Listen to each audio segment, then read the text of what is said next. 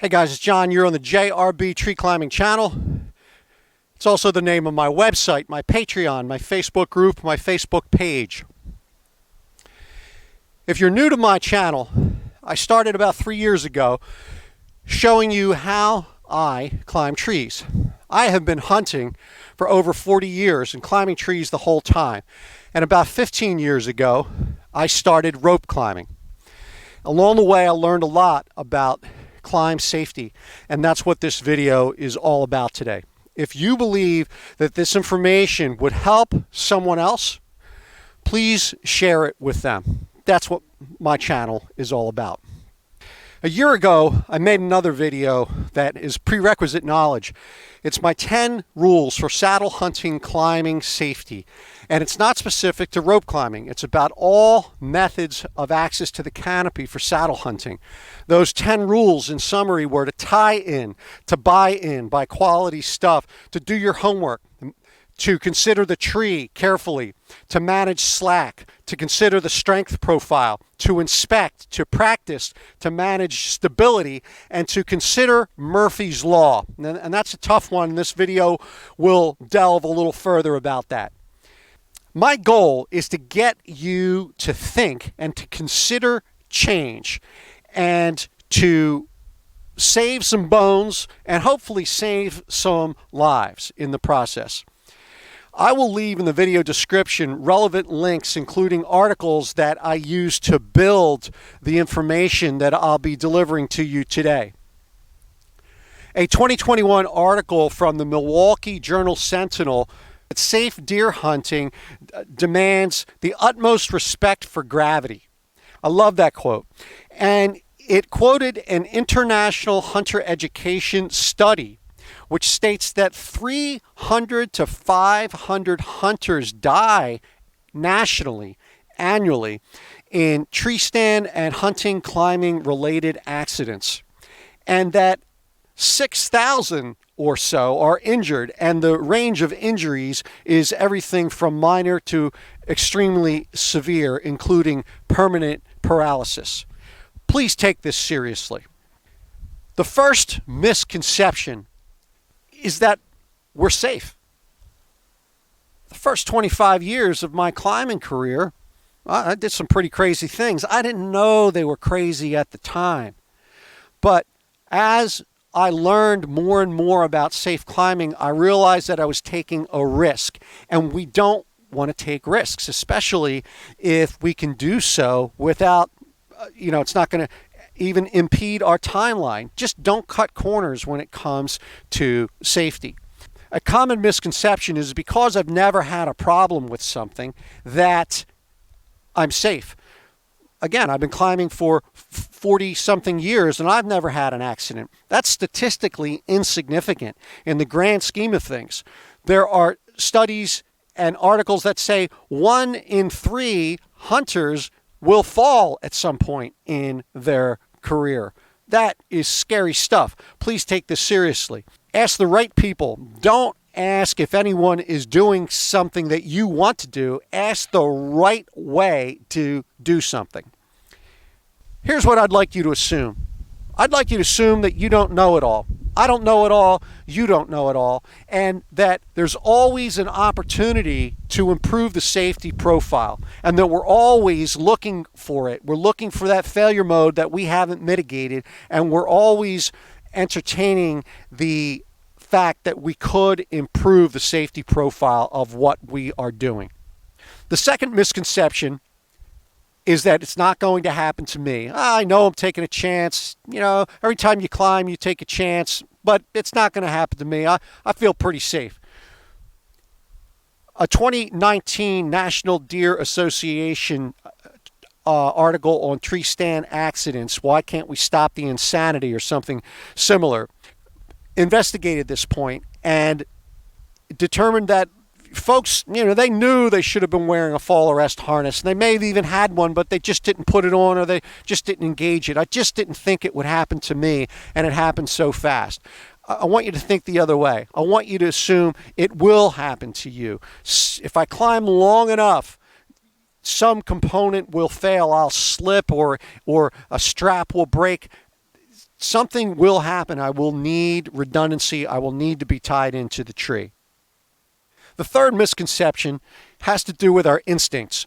We're born climbers. We were kids. We climbed trees. We just jumped on and climbed. And instinctively, we know about the rule of 3 points of contact. We had 2 arms on the tree, 2 hands on the tree while we were moving 1 leg. But this is a new ball game when we involve these kind of components, these kind of ropes which are strong enough to lift my pickup truck and carabiners that can do the same. They're there to ensure our safety in a vertical orientation. Gravity operates vertically. And all the time people confuse the fact that, for example, me as a rope climber, like, wow, John just stepped off his platform. That's just crazy. No, I feel safer knowing that my ropes and my carabiners are strong. I feel comfortable being on nothing but my ropes. When I'm on anything mechanical, I'm always managing slack. So I'm not trying to tell you that your instincts are wrong. I'm simply trying to tell you that we also need to be educated on best practices in climbing and climb safety and allow that to supplement our instincts. The fourth misconception has to do with the use of a lineman's belt. Now, I have one here. Everybody knows what they are. I'm not going to slow down my video. But a lineman's belt is really a positioning device. It's really just a positioning device. It ensures that we have some lateral stability around the tree. Okay, so here I am. I'm on a lineman's belt, right? I see folks all the time climbing trees with nothing but their lineman's belt. And that's dangerous. That is turning our sticks and our steps into life safety devices, but they're a fraction of the strength of the ropes and the carabiners that come with the kind of MBS we need. So just consider that. A lineman's belt is not adequate protection from a fall or injury. Sure, it might stop a fall, but you'll probably get hurt. Consider a lineman's belt a positioning device which is dependent upon whatever your feet are on.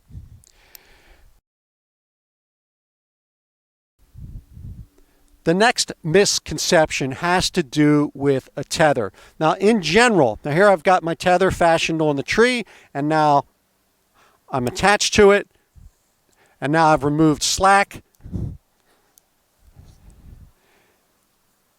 This is a pretty familiar position for virtually every saddle hunter. And I love the fact that you're tied in. You're on no slack. Love that. Here's my problem. Here's how long the tether is.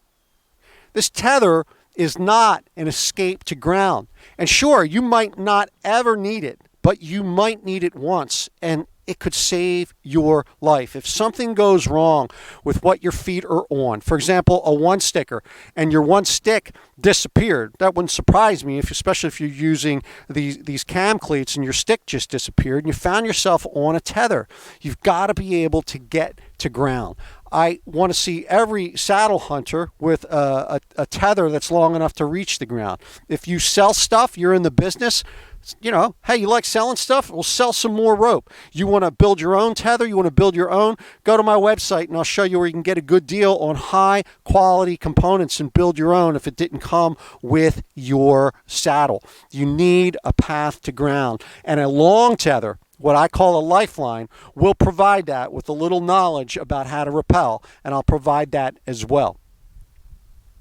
The next misconception has to do with, which folks are asking all the time, oh, well, I weigh a little bit more than you, so what saddle's good enough for a big guy? You know, our saddles and our ropes and our cords and our carabiners, they're strong enough for any human. I mean, obviously, you know, your manufacturer gets a say there. But the point is, there are other more important metrics that you need to be aware of. The number one metric in your climbing system should be the amount of slack. Think about the maximum amount of slack that you ever allow in your system. So here, right now, I will go from a stand into a sit. Okay, so I'm quasi sitting and I go into a stand and my head moves up, probably about 8 inches. Well, I've got 8 inches of slack in my system. If my platform were to disappear right now, I would fall about 8 inches. That's about the max I will ever have in my system. I want you to manage slack carefully, because here's where the math gets interesting. That 250-pound person, when they've fallen 6 inches or 12 inches or, gosh forbid, 3 feet or 4 feet, the amount of energy that they can generate and the amount of arresting force necessary to stop that fall, these numbers get astronomical quickly. You could weigh a ton in a couple of feet in terms of the force necessary to arrest it. So it's not about what you weigh, it's about how much slack you allow in your system. But let's talk a little bit more about that. What about these working load limits? So let's say I have a platform or a stick or a step and it says weight limit is 280 pounds. Well, what does that mean? You have a right to ask. My carabiners and my ropes, they come with a minimum braking strength. The manufacturer of your device has decided that a safe working load might be 280 pounds, but we deserve to know at what force was necessary to break this device, or under cyclic loading. Did you apply 280 pounds plus 50% margin for some bouncing, and did you do that 5,000 times and your device never failed? There's such thing as fatigue of metal components. We're allowed to ask these questions, find out what the real strength of these components are. The next misconception has to do with, well, I'm not climbing very high, so I'm probably, I'll be fine. I'm only going 15 feet. No, I'm probably only 15 feet. You can get hurt or killed at basically any height that we hunt from. Sure, the higher we go, our senses become hyper aware, but do not assume that you're not climbing high enough to get hurt. The statistics prove it. The next misconception has to do with falling being the only problem, the only hazard I need to mitigate. There are a number of others. Sure, falling is the biggest one, but there are others. So, for example, if you had a mishap, you had a platform or stick or failure, and you found yourself hanging from your saddle, or a fall arrest harness for a tree stand hunter, there's such a thing as suspension trauma. And suspension trauma, I researched this, it's staggering, but suspension trauma, depending on the details, depending on how we are engaged, on how those straps engage our legs, and the likelihood that they'll cut off our blood supply. But death can occur easily within an hour. We can be unconscious in less than 30 minutes from suspension trauma, and then we could invert, we could suffocate. This is a very real phenomenon, and it has happened to saddle hunters. So please be aware of that. Please make sure you have a path to ground. When you're climbing, for example, I used to climb in a rock climbing harness because I didn't know better. I thought I was safe. The rock climbing harness has much less surface area, and it cuts off blood supply faster than a saddle, which has a greater surface area. Please consider these things. Some other things that can go wrong. Well, what about falling objects from the canopy? We're not too good at wearing helmets, but we really have got to be careful, therefore, even more so about the tree we're about to climb. Are there any dead branches in it? We don't want to climb in conditions where the weather is testing the strength of the trees that we're in. Wind and storms, well, that's when trees come down. That's time we really shouldn't be in a tree. Please consider it your responsibility that anytime you're in a tree, you accept responsibility for building a system or buying a system that can get you to ground safely. Don't assume that everything's going to go smoothly. And that brings me to misconception number 9, and that really just has to do with Murphy's Law, the failure sequence of events, the things that can go wrong and the sequence in which they do go wrong.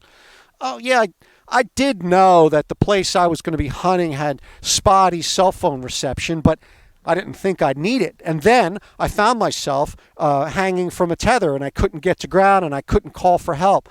Please consider what can go wrong. If, let's say, your one stick popped off the tree and your backpack was up above you and something was in it that you needed, like maybe your rappel rope, or let's say your cell phone jostled out of your pocket when you suffered that short fall. Think about everything that can go wrong. If you need it, it can't be droppable. It has to be on you or tied to you. That's why I always use saddlebags, and I cinch them shut. I've got my emergency gear in my left saddlebag, and even if I go upside down, it's not going to jostle out of there. And the last misconception has to do with rope climbing. Folks all over will see me rope climb and say, well, or they'll see others rope climbing, or they have a preconception that rope climbing is difficult. Well, I've done some work to shatter that. You've seen me climb with 95 pounds, and then you saw me climb with 105 pounds on me, just to show it can be done, not to show off. If I can climb with that much weight, and I could climb with more if there was somewhere to strap it on my body, you can climb with proper equipment, with proper training, with proper practice. You can rope climb effectively. If rope climbing is difficult, well, you might be doing it the wrong way.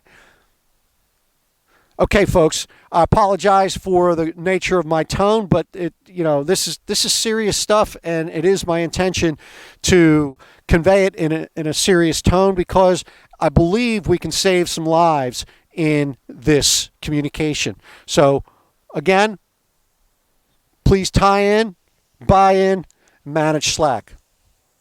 I'll talk to you soon.